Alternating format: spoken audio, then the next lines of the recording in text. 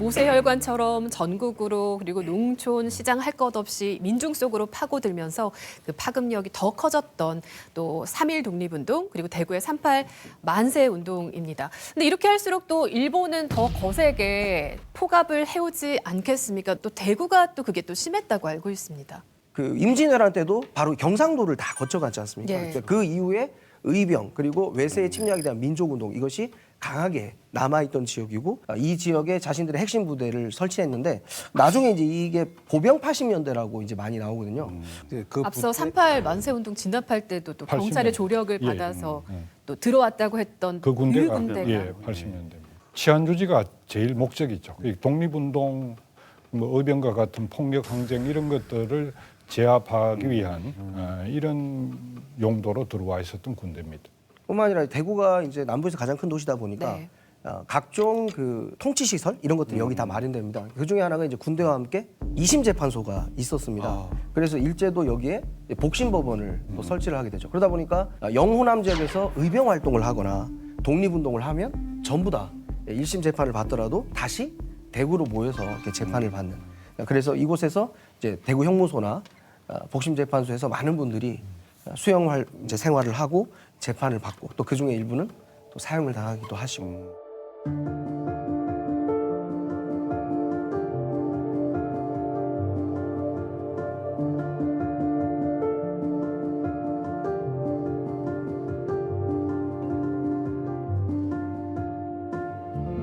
근데 이걸 제가 일본의 입장에서 생각을 한번 해봤어요.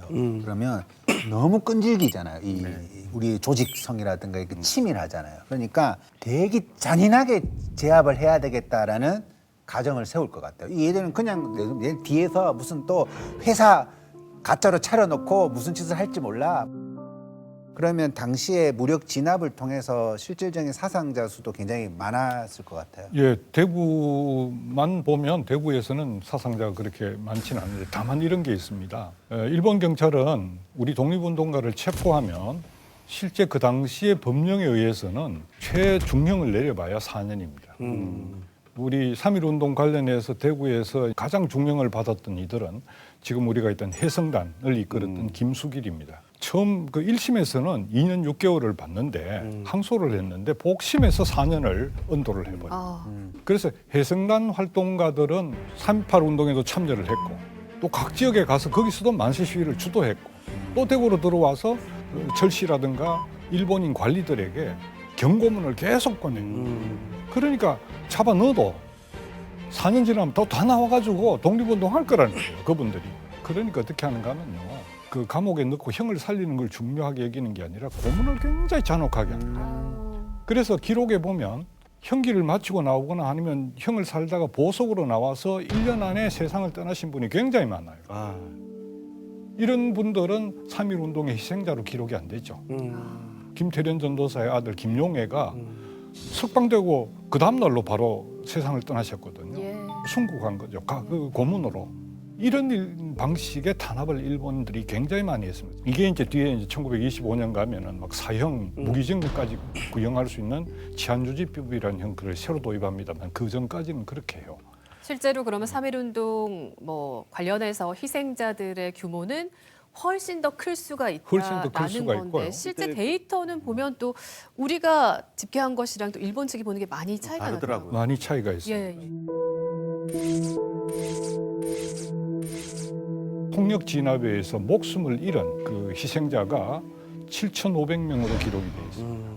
그런데 일본인들이 헌병대에서 집계한 통계에는 536명 이렇게 되어 있어요. 뭐 엄청 차이가 나죠. 네. 그러니까 이게 그래요. 자기들이 아주 폭력적으로 잔혹하게 한국인들을 학살하고 진압했다는 걸 숨기는 거죠. 그다음에 이 중에 부상당한 자들, 이 부상자 중에 상당수가 사망합니다. 이게 16,000명입니다. 구속자 수 이게 47,000명입니다. 그럼 한번 생각해 보세요. 7,500명이 사망했고 16,000명이 부상을 입었어요. 이거는 우리는 3.1 운동은 굉장히 평화시위라고 생각하지만 네. 이건 전쟁이잖아요. 경상도 전체로 하면은 사망자가 한 2,500명 정도 됩니다. 일본은 이게 이제 76명이 사망했다고 이렇게 돼 있어요. 그래서 아까 25명이라고 한 게 경상북도에 25명이 죽었다는데 이건 굉장히 축소한 수치입니다. 너무 철면피인데요. 아유. 그렇게 강하게 진압을 하고 고문을 하고 하는 이유가 결국은 우리끼리의 분열도 유도하는 거잖아요. 그렇습니다. 그러니까 친일파라고 그렇게 이야기를 하는데 이 친일파들은 3.1 운동이 처음에 일어났을 때 어땠을까요? 두려웠을 것 같아요. 예, 굉장히 무서워합니다. 예. 그리고 뭔가 조금 이것이 어떤 방향으로 갈지 몰라서 예측도 안 되고. 그렇죠. 그렇게 하죠. 그래서 이완용조차도 약간 주저하는 모습을 처음에 보이고 자신이 잘못했다는 걸 뭐 알고 있다 뭐 이런 식의 반응을 보였어요. 근데 이게 한 달, 두 달 진행이 되고 또 일본의 경찰들이 막 이걸 진압하기 시작하니까 자신감을 갖기 시작합니다. 그래서 그때 이제 총독부가 그러한 친일파들을 이제 뒤에서 사주하고 부추겨서 결국 이제 자제단이라고 하는 단체를 만들어요. 그래서 이제 이러한 소요나 혼란을 더 이상 만들지 말고 스스로 자제하자. 이런 내용의 자제단을 만들고 이름이 너무 직접적인 것 같은데. 예, 자제단이라고 하고 대구에서도 이 자제단이 이제 만들어집니다. 시위가 일어나지 못하도록 친일파들을 동원해서 사전 정보를 수집하는 민간 차원의 정보를 수집하는 이런 역할이 자제단의 아주 중요한 역할이죠. 그러니까 100% 조선인들. 그렇죠. 조선인 유지들입니다. 그 당시에 이제 대구에 이제 자리 잡고 활동하던 대표적인 친일파가 이제 박중량이라는 인물이 있는데 대구에서는 자제단 단장을 낯익은 인물 이름이 맡게 나왔습니다.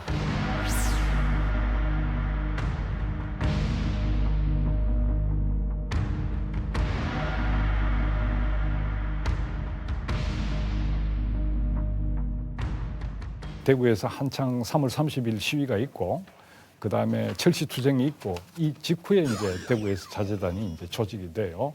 자, 대구부 자제단 규약이 있습니다. 어떤 활동을 했는지 제1조 본단은 경거망동에 인하여 국민의 품위를 상하게 하는 일이 없도록 상호 자제하는 것을 목적함. 제2조 본 단원은 금의 소요를 진압하고 불령한 무리를 배제하기에 힘씀.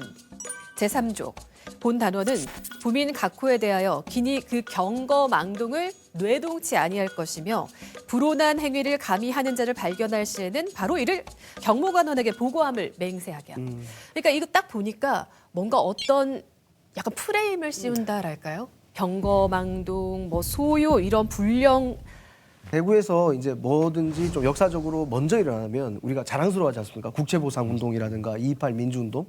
근데 이 자제단도 최초입니까, 예, 설마? 대구에서 최초로 일어났다는 이야기가 있습니다. 아까 말씀하신 박중량이 이제 3.1 운동이 진행되던 4월 6일 날 대구 부청에서 처음으로 이 자제단을 만들었다. 이토 거기 히로부미의 반응을 한 양자로까지 것이죠. 불렸던. 대구 읍성도 철거해 네, 철거해.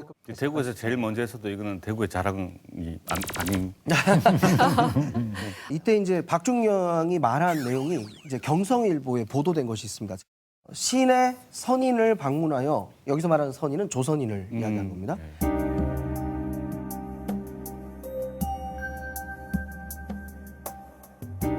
그러니까 이걸 이제 대구에서 말한 게 아니라 이 우리 지역을 돌아다니면서 뭐 김천, 선산, 칠곡 이렇게 순회 연설을 했다고 그래요. 오히려 이제 1920년대로 가면 일본이 이 3.1 운동을 경험하면서 이 지배 정책에 중요한 변화가 일어납니다. 그 하나가 친일파를 적극 육성해서 통치에 활용하는 방식. 그 시작점이 바로 이 자제단에서부터 시작된다고 봐야 되겠죠.